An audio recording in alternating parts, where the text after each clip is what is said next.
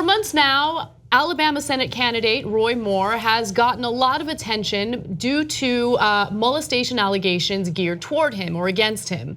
And that's understandable, but apparently during a September rally, he said some things worth of criticism that haven't really gotten much attention until now. The Los Angeles Times reported about Roy's statements in regard to slavery in America and how he doesn't necessarily think that that was the worst time in the United States. Now, just to set the stage for you a little bit, according to the reporting, at Moore's Florence rally, the former judge outlined all the wrongs he sees in Washington and spiritual wickedness in high places. He warned of the awful calamity of abortion and sodomy and perverse behavior and murders and shootings and road rage as a punishment inflicted upon us for our presumptuous sins. Now that's how he started it. Then a woman in the crowd, she's been described as the only black woman in the crowd, asked Roy Moore, when did you think America was great? When was the last time you thought America was great? And then he gave this answer. I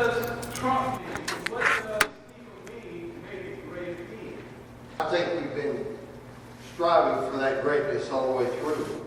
I think you're right about that. And I think it was great in the minds of those who formed the Declaration. All they were not perfect people, they had problems. I think it was great at a time when families were united. Even though we had slavery, they cared for one another. People were strong in the families, our families were strong. Our country had a direction, and we corrected many of the problems.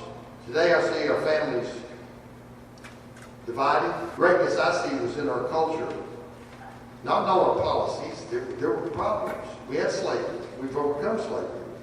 We've had prejudice. We still have prejudice, but we've turned the tide on civil rights, and we've done a lot of things to bring this country around.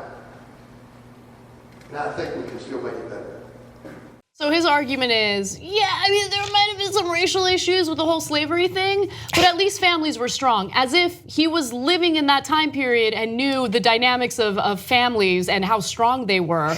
And by the way, really, that was one of the great times in America where people were being lynched and sold off as property.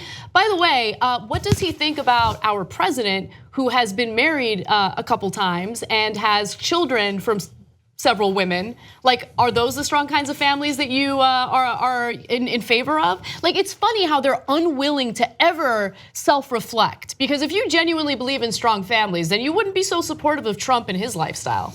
So what a bizarre answer, because I thought that when I saw the headline that it was going to be in reaction to someone who had brought up slavery. No, he brought it up unprompted. Yeah. The first thing he brought up is, when was America great? During the Revolutionary War. No, America was in such bad shape, they declared a revolution. like they started a whole war because it was that bad, right?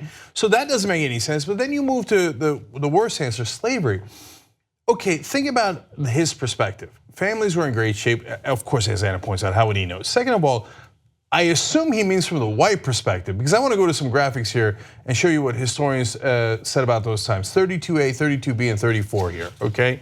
So first, let me read you. Historian Michael Tadman has estimated that approximately 1/3 of enslaved children in the upper South states of Maryland and Virginia experienced family separation in one of three possible scenarios: sale away from parents, sale with mother away from father, or sale of mother or father away from the child.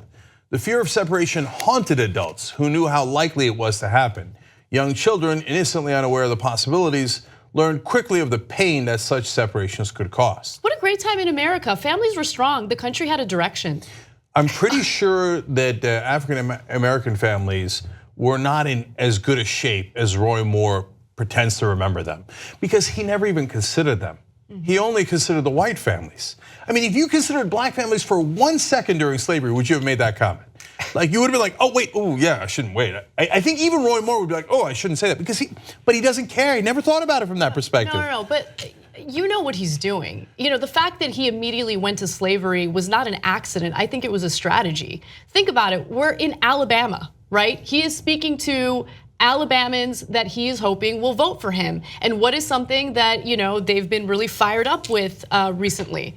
It's all of these protests among NFL players who refuse to stand during the national anthem. All of this talk about the Confederate flag and what happened during the Revolution. I mean, that was on purpose. By the way, this is my speculation, but I don't think that was an accident. Well, it doesn't speak well of him either way, and that was back in September, just when the football season was starting and all those controversies were happening.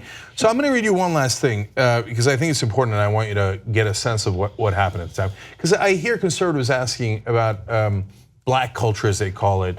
Where are the fathers? Well, sometimes the fathers were sold off back in the day, and so that would be one answer. And if you think like, yeah, but Cenk, that was a long time ago. Things reverberate through culture and through history, man. And so you ripped families apart nonstop. And look, guys, when I say you, I don't mean you did it. We weren't here. You weren't here, right? But that's what happened in America. And to turn a blind eye to it is to not understand the history of this country. And it doesn't mean we can't get better. We have been getting better. But for someone to say in the year 2017 that slavery is when we had good, strong families. Well, let me read you this post that was put up back in the day during slavery. It says, information wanted of my son Jetson, who was sold about 16 years ago by a Mr. Dolehite of Oxford, Mississippi to a Mr. Thomas Ford of the same place. I've not heard from him since. Information may be sent to his mother, Susan Huddleston. So looking for their child for 16 years. Let me read another one for you. And these are tough, man, but this is what happened. Information wanted of my son, Alan Jones. He left me before the war in Mississippi. He wrote me a letter in 1853 in which the letter he said that he was sold to the highest bidder, a gentleman in Charleston, South Carolina. Nancy Jones, his mother, would like to know the whereabouts of the above named person. Any information may be sent to Reverend J.W. Turner, pastor of AMR Church, Ottawa, Kansas. You rip these families apart, and then you have the audacity to turn around and say, oh, we had strong families during slavery. There are no bounds of decency with a guy like Roy Moore. By the way, at the same campaign event, he also referred to Native Americans and Asian Americans as reds and yellows. So you kind of get a sense of where he stands on racial issues. I would disagree with Roy Moore. I think he could go more recent. I think the time when you see parents and kids and grandparents coming together in a cohesive, I have to say the best time for that was during the Holocaust. So. Or maybe I got to go back to the Dark Ages. Maybe that. Remember when families really came together when they're during the Crusades? Anyway, I don't know. It's like, why would you? Because it's this idea that when blacks knew their place, that's when we had a nice society. Remember when blacks knew their place? Because that's what he's hearkening back to, the good old days. Remember Jim Crow? Remember that? He goes all the way back to slavery, but that's what that is. Let's go back to the good old days. I'm a good old boy, good old days. None of this PC culture and none of this civil rights stuff, and that's what this is. Now the blacks are uppity, they say whatever they want to you. I mean, I'm telling you, that's all this is. This is that same stuff. Look, there's no end to his prejudice. Earlier this week, he talked about George Soros. Now that's normal, they talk about him all the time. I get it, we talk about the Koch brothers, they talk about Soros. But then he went on to say he has a radical agenda. I was like, okay, I know you think he has a radical agenda, so I'm still not fazed. And he said his agenda is sexual. What? What are you talking about? And then he went on to do these anti-Semitic stereotypes and tropes about how George Soros wants to secretly control our politicians for his financial and sexual agenda. If he's not trying to offend people, he's doing a really poor job at it and really doesn't understand how to get mission accomplished. If he is trying to offend people for the reasons that Anna and Jimmy are pointing out here, where he thinks, well, Alabama voters are racist, anti-Semitic, etc., well, then mission accomplished. You're doing a wonderful job. So look, he's done some terrible things sexually that we've talked about plenty of times on this show. But even if you put all that aside, and a lot of the Republicans in Alabama say, I don't care. 1/3 of them say, even if it's true, I don't care that he molested a 14-year-old and tried to rape a 16-year-old. Okay, that's fine, you don't care, that's fascinating. It's not fine, you're a terrible person.